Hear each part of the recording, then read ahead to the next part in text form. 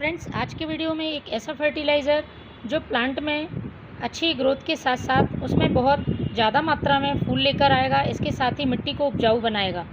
क्योंकि किसी भी प्लांट की अच्छी ग्रोथ के लिए और उसमें अच्छे फल फूल पाने के लिए मिट्टी का उपजाऊ होना बहुत ज़रूरी है। लगातार केमिकल फर्टिलाइज़र या केमिकल इंसेक्टिसाइड के यूज़ से प्लांट की सॉइल ख़राब हो जाती है और पौधे में फर्टिलाइज़र डालने के बाद भी फ़ायदा नहीं दिखता है। इसलिए यदि आपने सभी फर्टिलाइज़र डाल के देख लिए हैं, उसके बाद भी प्लांट में कोई ग्रोथ नहीं हो रही है, फूल आना बंद हो गए हैं या फिर आ ही नहीं रहे हैं, फूलों का आकार बहुत छोटा है, तो इस फर्टिलाइज़र को आप यूज़ कर सकते हैं। ऑर्गेनिक फर्टिलाइज़र है, किसी तरह का पौधे पर साइड इफ़ेक्ट नहीं होगा, प्लांट बहुत तेज़ी से ग्रोथ करेगा और उसमें जब नई ग्रोथ होगी तो फूल भी अच्छी मात्रा में आएंगे। देखिए, मेरे सारे प्लांट्स पे नई ग्रोथ शुरू हो गई है और जब नई ग्रोथ होती रहती है तो प्लांट लगातार फूल देता रहता है। इस फर्टिलाइज़र के यदि फ़ायदे की बात करें तो नाइट्रोजन, पोटेशियम, फास्फोरस के साथ साथ कई माइक्रोन्यूट्रिएंट से भरपूर है। घर में मौजूद दो चीज़ों से मैंने ये फर्टिलाइज़र बनाया है। इससे यदि प्लांट की पत्तियाँ पीली पड़ रही हैं या पौधा बहुत रूखा रूखा नज़र आ रहा है तो वह भी नहीं होगा, पौधे पे चमक रहेगी, पत्तियाँ हरी भरी और पौधा घना रहेगा। आप इसे अपने सभी प्लांट्स पर यूज़ कर सकते हैं, चाहे फूलों वाले पौधे हों, सब्जियों वाले पौधे हों या फलों वाले पौधे हों। बस इसको आपको बनाने का तरीका जानना ज़रूरी है और इसकी मात्रा का आपको ध्यान रखना है। तो फर्टिलाइज़र बनाने के पहले 2 से 3 बातें आप अपने प्लांट के लिए ज़रूर ध्यान रखें, जिससे कि पौधे में हम जो भी फर्टिलाइज़र डालते हैं वो प्लांट पर जल्दी फ़ायदा दिखाना शुरू कर दे।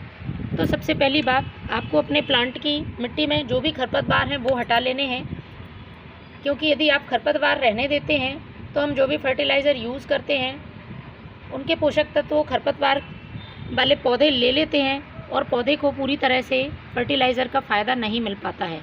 दूसरी बात, यदि आप चाहते हैं कि आपने जो भी फर्टिलाइज़र डाला है वो प्लांट पर बहुत जल्दी और तेज़ी से असर करे, तो इसके लिए फर्टिलाइज़र डालने से पहले प्लांट की सॉइल को आपको गुड़ाई करना ज़रूरी है। मिट्टी को आप गुड़ाई कर देते हैं तो प्लांट की जड़ों को पर्याप्त मात्रा में ऑक्सीजन मिलती है और फर्टिलाइज़र जो भी हम डालते हैं उसको जड़ें बहुत जल्दी अवशोषित कर लेती हैं। इसके बाद यदि प्लांट में सूखे हुए फूल हैं तो उनको भी आपको समय समय पर हटा देना है, क्योंकि सूखे हुए फूल लगे रहते हैं तो वह भी प्लांट की सारी एनर्जी लेते रहते हैं और पौधा नए फूल नहीं बना पाता है।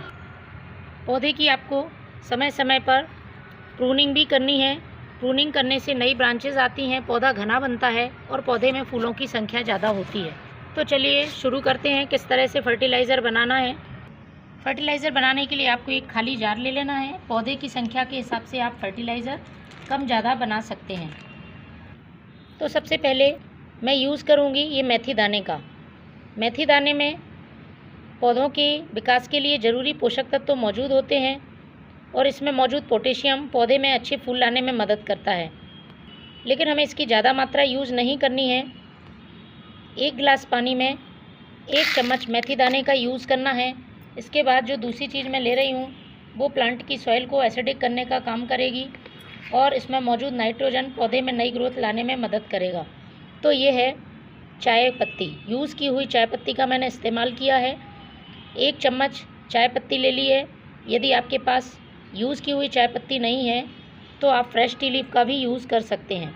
आधा चम्मच आप फ्रेश टी लीफ ले लें। यूज़ की हुई चाय पत्ती इस्तेमाल करने से पहले ध्यान रखें अच्छी तरह से धोकर सुखाई गई हो। यदि आप बिना धोई हुई चाय पत्ती का इस्तेमाल करते हैं तो प्लांट की सॉइल में फंगस लगने का डर रहता है। इस बात का आपको ध्यान रखना है। इन दोनों चीज़ों को 1 गिलास पानी में हमें भिगा कर रख देना है।